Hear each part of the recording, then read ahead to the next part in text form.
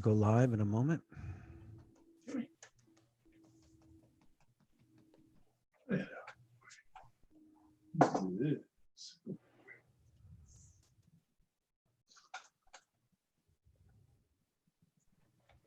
Oh, you got it streaming on YouTube. You're getting fancy, baby. Is it working now? Yeah. Fantastic. Okay, so we'll start again. Let's.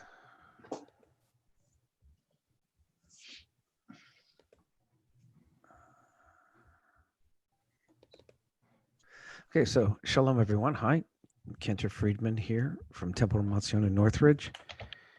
And this class is the mystical letters of the mystical calligraphy of the SOFER. We've been going through the Aleph Bet, and we're almost through with the letter Shin. And the letter Shin is, I really mean this when I say this, is one of my favorite letters, along with the Pei. And the Aleph is one of my favorites, and the Yud. And what I'm going to do is I'm going to share my screen with you guys now so you can see my board as opposed to me trying to run out and reach to it. And I want you to just tell me you got it there. Great. You guys can see this. It's a lot of packed information in there. So what I'm going to do, can you all see my cursor there moving around there? On the screen? Great. So the letter Shin, let's start with it, is as we normally do, is its nominal number in the Aleph Bet is the 21st letter. Obviously, out of 22, there are 26 totals, with 4 letters having what's called their suffixes, or their, they have an ending denomination. That's not including like the Shin Sin. That's the Shin Sin would be 1 letter. The difference between a Shin and a Sin, which is the S sound of the Shin, would be that there would be a dot above this right here, and that gives it a Sin, an S sounding as opposed to a Sh sounding. But we know that in the Torah there are no dageshim, there are no dots anywhere, so we can't differentiate a bet from a vet, a Shin from a Sin, right? That's just it's not going to be there. So that's why we only have a Shin, or we're calling it only a Shin for our purposes. So as I said, if you look up in the right-hand side of your screen, it's the 21st letter. In the Hebrew alphabet, its numerical or ordinal number is 300. That means that if you're going in a book and you're going to the 300th page, the 300th page would be a Shin. Shin Aleph would be 301. Shin Bet would be 302, and so on and so forth, and so on and so forth. So its meaning, what does it mean? What is it translated as? So the Shin is translated as, if you look down right here underneath there, it's a tooth. And you can see as it could be kind of a tooth, as the Phoenician is that W. That's what we'll see on the Phoenician hieroglyphs. It looks like a W. So those points and those edges kind of made people think of it as a tooth. It's also can be defined as steadfast, change, or return. And interesting, we have the word to change. So shinui means to change. So Shane is a tooth. Shane upon him, right? Shana. Oh no! Don't do that. Strong punum. So those are some of the things that it is directly translated as. So now there's a story. There's a story that I'm going to give you first before we go into delving into the mystery of this letter. So Rabbi Shalom Dov Ber Schneerson, right? Schneerson, this is Rabbi Schneerson, the 5th Rebbe of Lubavitch, wrote a letter to his followers in 1901 that pronounced the 19th of Kislev as the new year of Chassidut. So when the letter reached the Rebbe's Hasidic town in Brisk in the 19th of Kislev had already passed, the Hasidim wanted to make a special celebration in honor of the Rosh Hashanah of Chassidut, right? It's the new year of the Chassiduts, and planned to do so on Purim Katan, the 14th of Adar, which is Adar 1. When the word reached the Rav of Brisk, Reb Chaim Brisker, that they were celebrating the 19th of Kislev on Purim Katan, he declared, "We don't mix one joyous day with another. So each holiday requires a day of its own. So when a copy of that same letter reached the Hasidim in Vilna, it somehow found its way to the court of Chaim Ozer Grodinsky. Upon seeing it, one of the rabbis fellow judges on the rabbinical court scoffed. The Mishnah says there are only 4 Rosh Hashanahs, and they are making a 5th. Reb Chaim Ozer replied, "You diminish in holidays, they add in holidays." Reb Chaim Ozer's remarks implied that the judge was not doing enough to give honor to the holy days that already exists. So the Lubavitchers, meaning, were willing to do even more than what was prescribed. So both stories illustrate that the 19th of Kislev was accepted not only by Hasidim, but by leading non-Hasidic circles as well. And so why is that important? Because the Shin, if you look up in the left, there's a Shin on the tefillin that has 3 on the tefillin for the head has 3 prongs or teeth, and the tefillin for the Rosh has 4. So now we have 4. So that's a Hasidic thing that's based to this story, that we rise in holiness, and our head has to be holier and holier and holier. So that's the 4 on the tefillin. If you go to look in your tefillin, you'll see that the Shin on your tefillin for the head has 4 prongs. It also relates to the Olam Haba and the Olam Hazeh. The 3 prongs is this world, the Olam Hazeh that we live in. And so those are on your arm, right? The world to come, the Shin on that, which stands for Shaddai, is the world to come, the Olam Abba.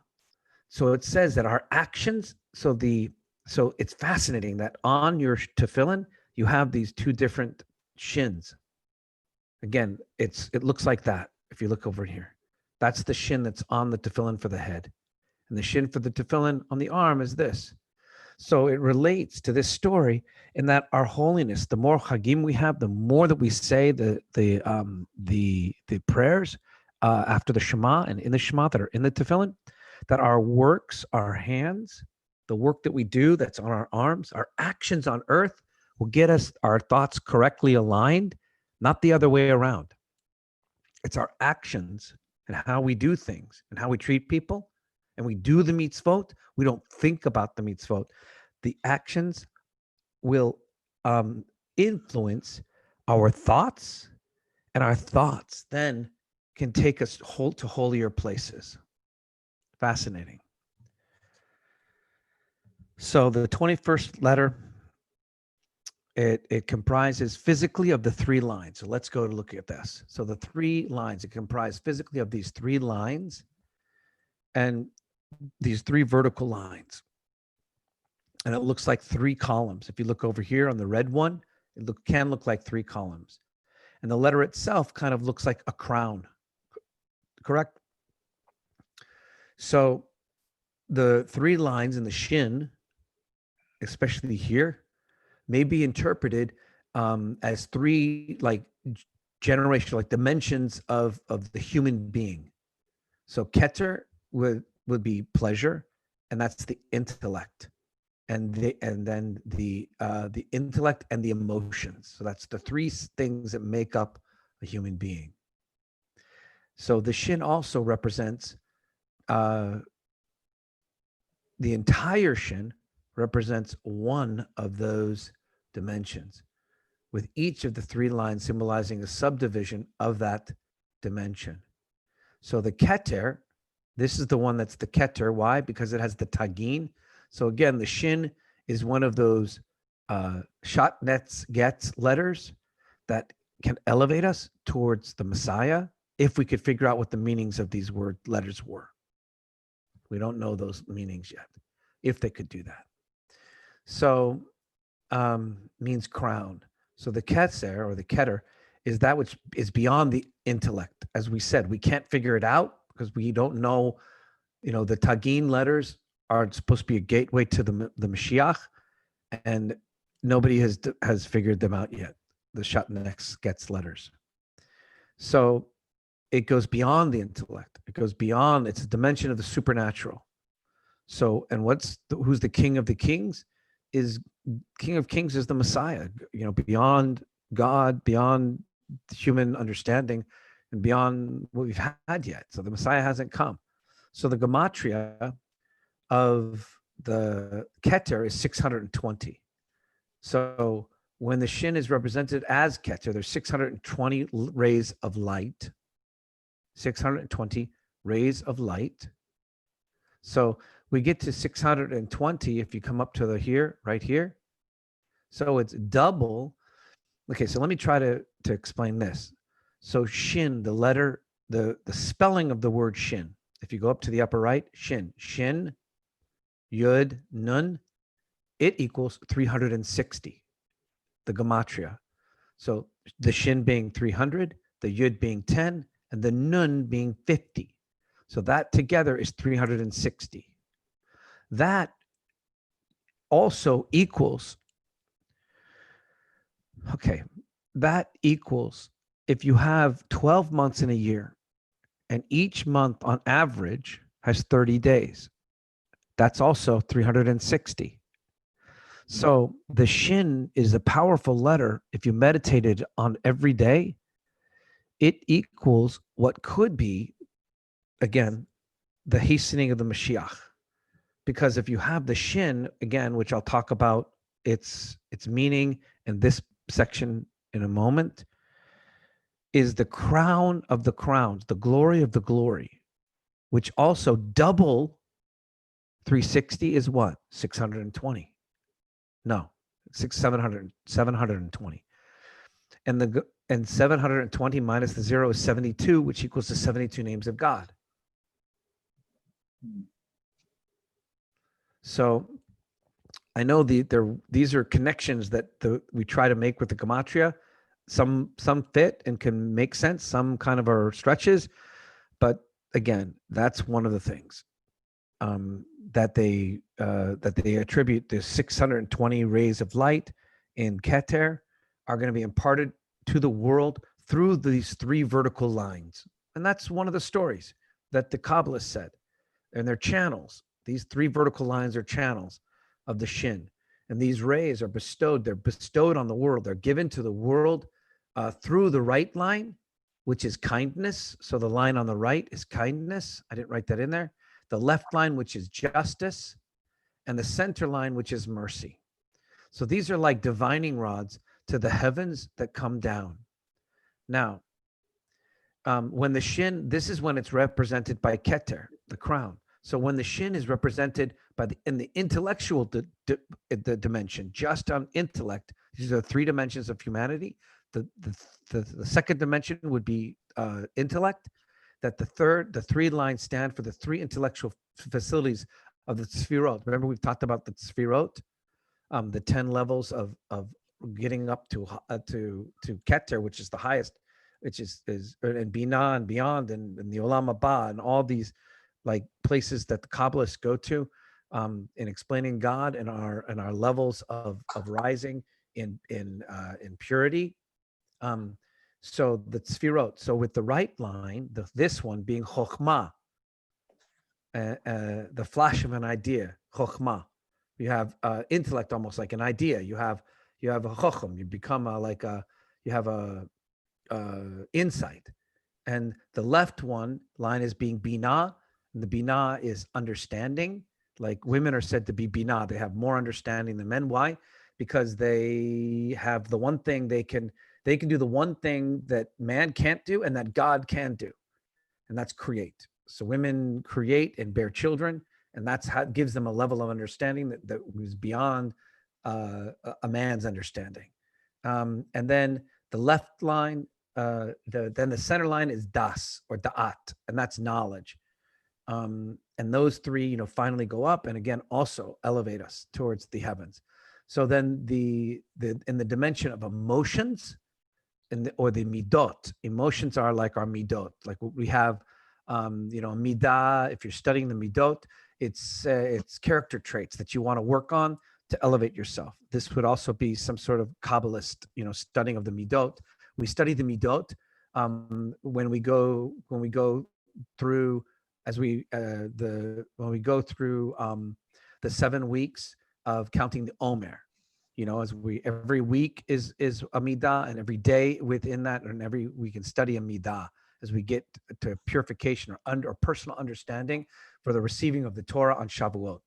You know, from Pesach to Shavuot. So in terms of the mention of emotion, the Shin represents the right line represents Chesed, like we said, Chesed, kindness, and then the left line represents Givurah, which is strength or discipline also. And then the center line represents Tiferet. So it's mercy or compassion. And so these 3 lines are like they're pillars. So they're Ashlosha Devarim, the 3 things that the earth stands on, that we stand on in order to get closer to God. In Pirkei Avot, the 3 pillars are, Torah, Avodah, and Gimilut Chasadim. So Torah study, Torah, the books, the guide, the Chukimu Mishpatim, the laws and the judgments in the Torah. Torah, Avodah would be prayer, that we have to be devout in our in prayer, in reaching out to God in this time because we don't have the sacrifices, and Gimilut Chasadim, which would be acts of loving kindness. So it all matters on actions. And then, of course, another 3 is the patriarchs, Abraham, Isaac, and Jacob, and that kind of relates to them too. Okay, so when it has the 4 different forms, kindness can be split. So it's not just enough to be kind. Sha'ar is kindness. The concept of kindness, when the dot is on the left, it's shin and it's pronounced sin, right? So there's sha'ar and sa'ir. Sha'ar is a gate, right? The gate. And through the gates, we can go through having these, meditating on the shin, we can go through these mystical gates, and we can have a mystical experience and elevate.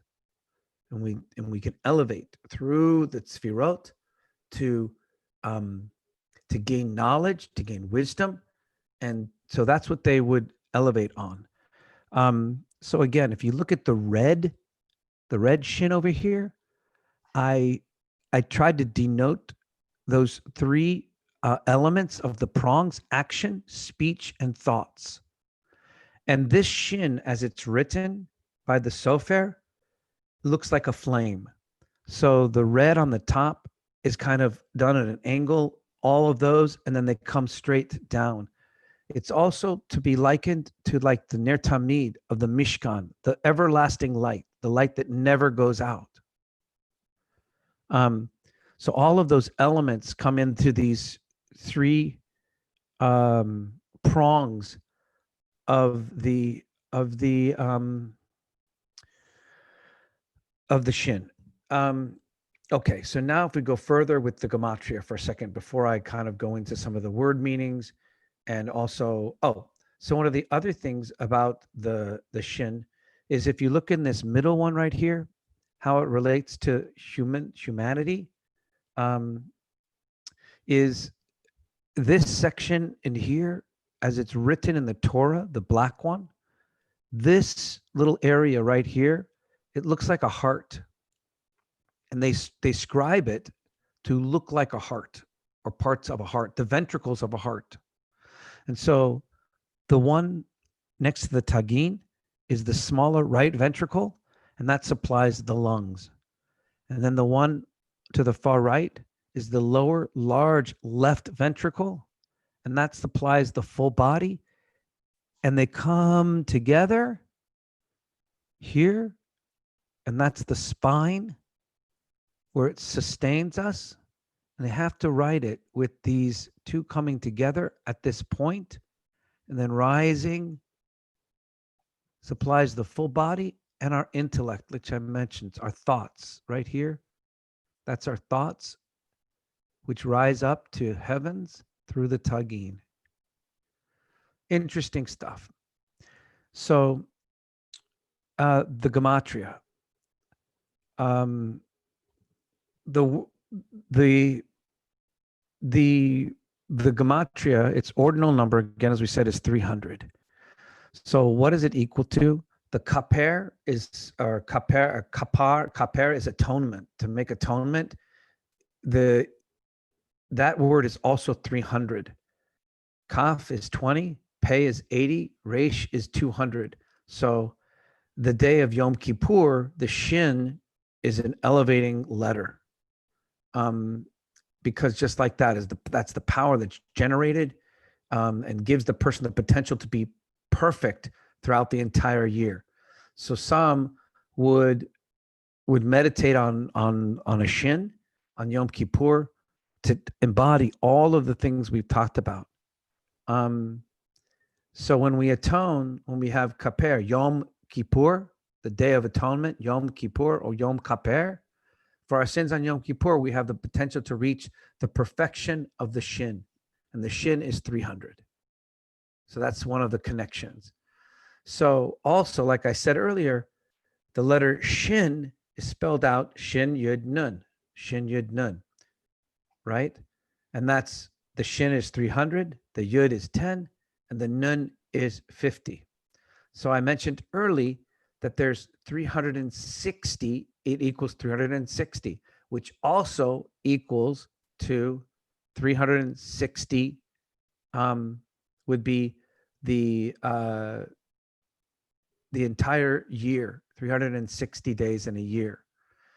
So thus the atonement that we achieve on Yom Kippur, where the shin is 360, the shin meaning has an effect on the entire year.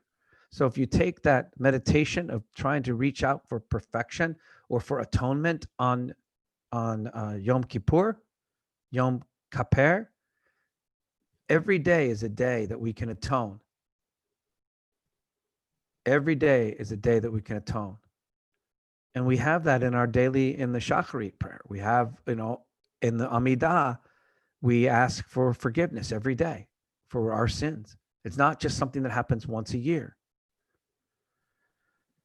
Okay, so now let's go over some meanings of the word shin, or letters or words that have where it comes from. So it has 5 definitions that can go. So the first is shane, of those 5, right? So first is shane, tooth. So the second is lo shanisi, which is steadfastness. And the third is shinoi, which I put over here, which is to change for the good. So that's change. That's number 3 right there. And the fourth is shuvah, which is returning, right? We know to make tshuva or shuva, we're returning back to goodness. And the 5th is shana, which I didn't put down, but shana is year, okay? So obviously when we say tooth, or that when we're talking about the shin as being defined as shane, it's to chew food. So the teeth are used to chew food, to break something up, to grind it up, right? So this action, it represents an individual who carefully chews something over. So a person that chews something over is not a person that's necessarily reactive. It's a person that is careful with his actions. He makes sure that he chews something over, that he digests it. We even say, oh, that was interesting. Let me chew it over for a while and I'll get back to you. Have you ever heard that statement? Let me chew it over for a while. Let me think about it and then I'll get back to you. Ruminate. Yeah, let me ruminate on it. Yeah. So that would be one of the good definitions of the word, of the letter shin. So the teeth also represent strength. So if we don't have the strength to break something with our hands, or if we don't have the strength to say tear something open with our hands, I don't know about you, but I use my teeth sometimes. My dentist tells me, don't use your teeth to tear open that package, So we use our teeth because our teeth are stronger. If we don't have strength, our teeth, our jaws are really, really strong. So strength brings us to the next interpretation of this shin, which is lo shinisi. He who does not change. A person who does not change is a person who is steadfast. So whether cold or hot, it doesn't matter. Whether they're steady. A low shinishi is a person who is just steady, strong, regardless of the circumstances, stays on a straight path. So the Shin also represents, as I said earlier, if you go over here, the concept of shinoi. Shinoi. The concept of shinoi, which is basically to change for the good, or shinui. When a person realizes that he has faults, then he's not perfect in his intellect or his understanding or his knowledge or something along that line, then or in his thoughts or his speech or actions, you meditate on the Shin and the shinoi, this concept. You make an attempt to improve these qualities. So the energy of the Shin can give you that meditative energy to confront your negative thoughts, speech, or actions, and to try to change. So, and that comes back to and leads us to, I think, the best interpretation of the Shin, which is shuvah. And that means that you can return, that you can always return to the path of, righteousness, of the patriarchs, of Abraham, Isaac, and Jacob, and their faith, their steadfastness, their example of being, of starting our relationship with God, with, the one God that we know, with Adonai, and the idea that every Jew can always return to God. We can always return, always welcome in our spiritual life, wherever we are, to come back. And that leads us to the last interpretation of the Shin, which is Shana. So that is, which means a year. So a year contains 4 seasons. Fall is the time when we enter into business world, and following a month of the full holidays, right? So that's the fall. After Rosh Hashanah, Yom Kippur, and Sukkot, we get back to work. So winter is the span of kind of coldness, where we're just working and there's indifference and there's no holidays through the winter, right? We're kind of done. And then spring is rebirth and growth, and it reminds us not to be complacent, and that we have to plant, and we have to spring again and be active. We have to consistently grow in our humanity towards godliness. And then the heat of the summer, it kind of arouses our passions again, and we go full seasons, and throughout every aspects of the seasons, the seasonal changes, that we always have to be steadfast in our relationship with God, in our faith in God. And so again, those 4 seasons are related in the 4 lines of the Shin for the tefillin for the head, and then also remind us of the matriarchs. So I read this really interesting midrash, or story, about how the Shin of the tefillin not only was the Olam Hazeh and the Olam Haba, but it was the patriarchs in our actions, in our arm. In our arm, you have the Shin of the tefillin of the arm, but that the essence of their strength, their steadfastness, their faith in God, but that we had to have the bina, the understanding of the matriarchs, and they represent the 4 prongs that are on the Shin, on the tefillin of our head. So we have to have that level of kindness, of understanding that our matriarchs had in guiding the Jewish people forward also. Okay, so let me find my other notes on this stuff so we can.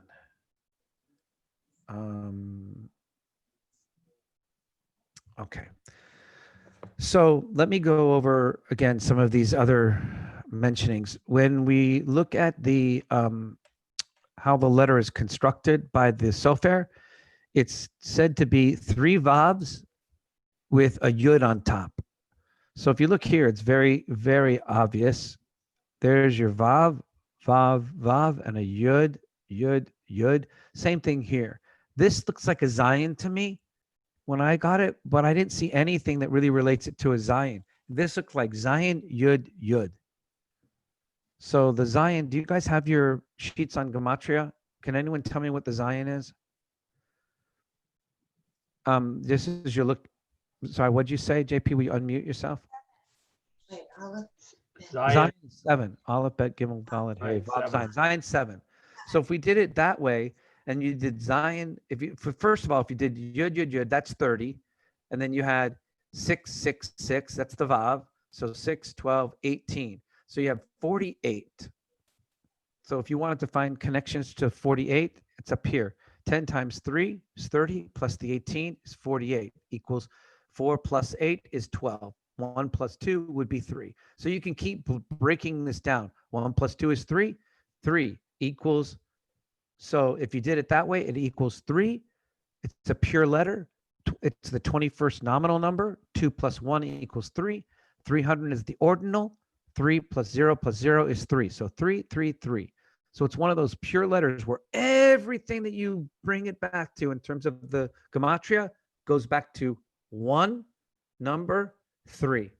The 3 is the 3 prongs, Ashlasha Devarim, 3 patriarchs. It goes back to that 3, the idea of 3. Thoughts, speech, action, 3, 3, 3, 3, 3, 3. It's a powerful number. Okay. So the other thing to bring up that's important down here, I loved this, that I found this. Yisachar. Yisachar, when he's mentioned in the Torah, it's double shin or double sin, but the second shin is not pronounced. So if you go down here, why is that? So Yisachar's name, it's not Yisachar, it's Yisachar. So if you divide it at the shin, yesh shacher, so shacher is a reward. So yesh means yes, or there is, or yesh. You know, what do you say, Shana? You say yesh, yesh. All these Israelis would say yesh, yesh, yes, yes, or there is, or I agree. It's like, it is, there it is. It's true. It's true. It's yesh, yesh. So Yisachar is translated as there is reward. So his name and his story have the same meaning. Interesting. Okay, so now if we come over to here, here's some words that I wanted to kind of go through. Obviously, Shema, listen. We have to listen. And it's the penultimate of the word. It's the first word, the ultimate word of the Shema. Shema Yisrael Adonai Eloheinu Adonai Echad. And a lot of the times, Shema relates to Shaddai, because the Shaddai, you'll see Shaddai, the word Shaddai, on the mezuzah. How many of you guys have seen the word Shaddai written? It's usually written down on a mezuzah. So why? Shin Daled Yud is one of God's names, El Shaddai, and it's on the mezuzah. And why is that Shaddai so important? Because the shin is like the heart. And in the Ve'ahavta, that's in the mezuzah, written on the scroll of mezuzah, and in the tefillin is the sentence, Ve'ahavta et Adonai Elohecha b'chol levavcha u'v'chol nafshecha u'v'chol me'odecha. We will love God with all our heart, with all our might, and with all our soul. Those are the 3 levels of the shin, or the prongs of the shin also. And that makes us closer to God. It's a wonderful story that I read about that at one time. And I liked it because when I looked at the Shaddai of the mezuzah, and it also connected to the tefillin, and it connects to all of these things, the shin is a very powerful letter. Okay, so here's something really interesting that I found too. This word, shaker, which means to be false or lie. False or lie. So it's so fascinating that to be false or lie. So the opposite is truth. The word emet is truth. That's the opposite of lying, is to be truthful. So there's a midrash, there's a story, and I'm going to leave you with this. There's a midrash that shin is out of place. Why is it out of place? Because kuf resh shin. That's how it goes in the Hebrew alphabet. It goes kuf, aleph, bet, gimel, dal, he, vav, zayin, chet, tet, yud, kaf, chaf, lamed, mem, nun, samach, ayin, pei, fei, tzadi, kuf resh shin. So those are the three letters in order. So because the shin is out of order, because the shin is before, and it's before the kuf and the resh, thus to lie and be false is a deviation from the natural path of the aleph bet.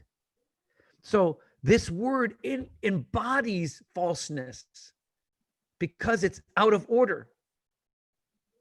So it's not in order of the natural. Do you guys understand what I'm saying? Kuf resh shin. It should be kuf keresh or whatever you want to call it, but it's shakar, which means to lie. So they say, why is that word mean to lie? Because the shin is before the kuf and the resh, which it should be at the end of the resh, after the resh, because that's its natural order in the aleph bet. So what the Midrash teaches is it says to find the truth, you have to dig for it. You have to put things back in their right order. So truth takes digging. It takes investigation. It takes work. It's easy to lie. It's easy to put things out of order. We have to work at being truthful. We have to work at being honest. And that's what the word emet is. The word emet for truth is perfect word. Why is it perfect? Because it begins with the first letter of the Torah. I mean, the first letter of the Hebrew alphabet, Aleph. And it proceeds with the most middle letter of the Aleph bet, the Mem. And it ends with the last letter of the Aleph bet, Taf. That's why it's the perfect word, emet. It encompasses the straight path. That's why it's opposite of shakar. It's truth. Beautiful. Is shakar related to shikar? Maybe, probably a shikar.